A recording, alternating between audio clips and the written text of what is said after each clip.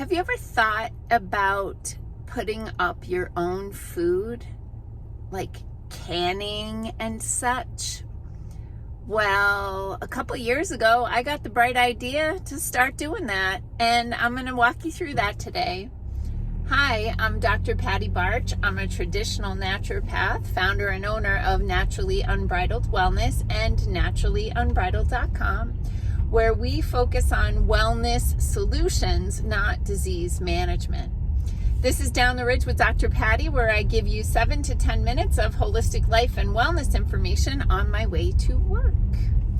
And the other day I put a post on Facebook, and I had recommended that people who are interested in learning how to can or learning how to can new things join a Facebook group that I've been a member of since it started, which is Water Bath and Pressure Canning Central, or something like that. I forget exactly what the name is, but it's something like that. Anyway, I am entering my, the engine's cold.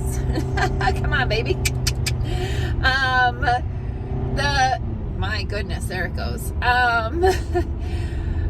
So a couple years ago, I just felt inspired to start learning how to can and preserve food.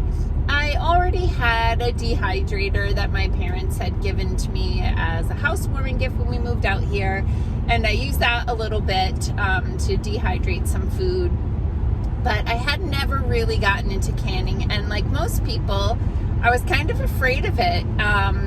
You know, everybody talks about pressure canners blowing up or botulism, and that is super rare. Some advice that I read online once was learn the rules and then learn how to safely break them. My kind of people. So I have a friend, Jen, who was inspirational in getting me to start canning, and she warned me that it's addictive. And oh my gosh, yeah, I went like literally, I mean, it was 2 years ago. I'm just coming into my third year. My first stuff canned was in 2022. She warned me that it would be addictive, and I ended up within a year owning like 7 different canners. But don't think they're all super expensive, because some of them are just simply big pots with a lid on them and a rack. So I'm just going to give you a little bit of information about canning. I don't consider myself to be an expert, but I have enough skills that I think I could share a little bit of knowledge and insight.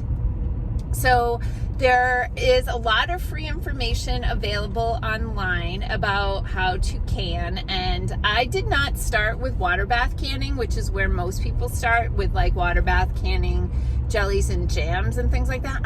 I've made some of those because it's like a rite of passage, but I don't really eat that stuff. And so once I make it, I'm like, now what? What am I going to do with this? But I actually started my first canning project. The first thing I canned was beef stew. And there is a YouTube channel called Homesteading Family, where she walks you through the steps of making homemade canned beef stew. And I watched that video and rewound it and replayed it, and thankfully some other guy, I don't remember who it was, had done a video of exactly how to use the Presto pressure canner, which is the one that I have. And that was really helpful, because honestly, the first time you can, there's so many questions and things you're unsure of that seasoned canners kind of just take for granted. That it's helpful if you could have somebody there to show you, or thankfully there are some videos. If my kitchen ever gets clean enough that I want to do cooking videos, then maybe I will show you how to do that stuff, but you know, right now it is what it is. Anyway, pressure canning is used to sterilize food, and once I realized it's like an autoclave, which is what I, with background in biotech, I used autoclaves to sterilize things and decontaminate biohazards and that sort of stuff. So I was like, oh, a pressure canner is just an autoclave, and I've been using autoclaves for decades, so I can do this. It's a little different because you don't do it on a stovetop in the lab, it's electrical, but I actually have 2 electronic pressure canners now too, and those are godsend. Anyway, the basics of pressure canning include you have a pressure canner. The newer ones have a lot of safety features involved, so the risk of blowing up your pressure canner, I mean, it's not ever going to be zero, but with the new types of canners, there's very little risk because they have safety features put into them. So, for example, the stovetop pressure canner, it's a giant, typically like an aluminum pan. I'm just guessing that's what it's made out of. That has a rack in the bottom. You always, when you're canning, whether it's water bath canning or pressure canning, you want to have a little rack in the bottom of your canner so that your jars are not sitting flat on the bottom of the canner. I've seen people make homemade ones out of canning rings, or even just use a towel submersed in the water and set them on that. So, I mean, it can be anything, but if you buy a canning pot, it comes with a rack. So in a pressure canner, you put the rack on the bottom, you add about 3 inches of water. I'm gonna sneeze. You put your jars in, and the jars, you don't crank them down, so the jars have special lids on them. There's a flat lid that has like a silicone, I don't know what the actual material is, ring on it, and then there's a ring that you screw on. That ring is just to hold that little disc in place, and you don't want to screw those lids on very tightly. You just do them what they call fingertip tight, which is just kind of where they're just tiny bit snug.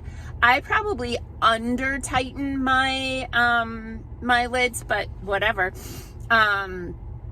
When you turn them too tight, the air can't escape the jar, and you can blow up your jar, or you're not going to get a good seal because you're going to get like bubbling up and that sort of thing.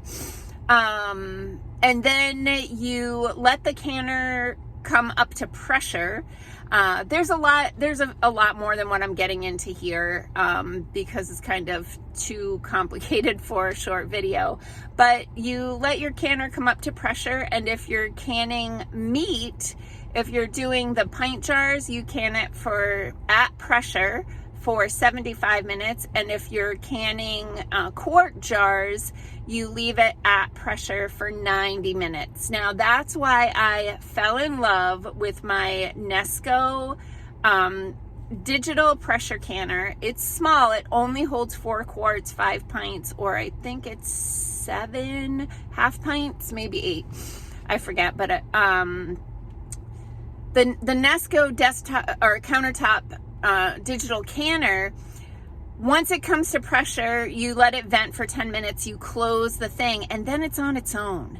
You can ignore it. A stovetop pressure canner needs to be babysat a bit, so if you're gotten late into the day and you're pressure canning something that needs to be under pressure for 90 minutes, it might actually take a good hour before it comes up to pressure, depending on what you're doing.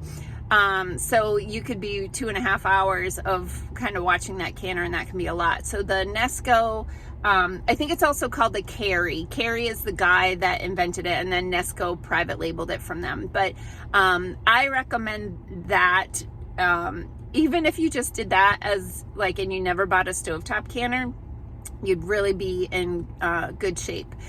There are lots of people on YouTube that actually, they can meat in water bath canners, which the government says you cannot do, but Amish people and homesteaders have been doing that for a really long time. You just have to do it for a long time. I think it's like 3 hours for quartz. Anyway, I hope that this video actually didn't scare you away from pressure canning. Like I said, there's a lot of safety features involved so that they don't blow up like they did a long time ago. So if you have a hand-me-down, very old pressure canner, maybe send that off to Goodwill or recycle that, and then just pick up one that has the safety features involved.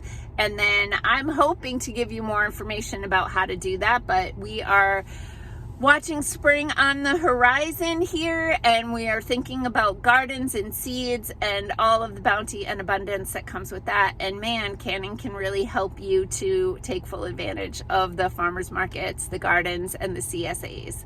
Peace out, peeps. Have a healthy day.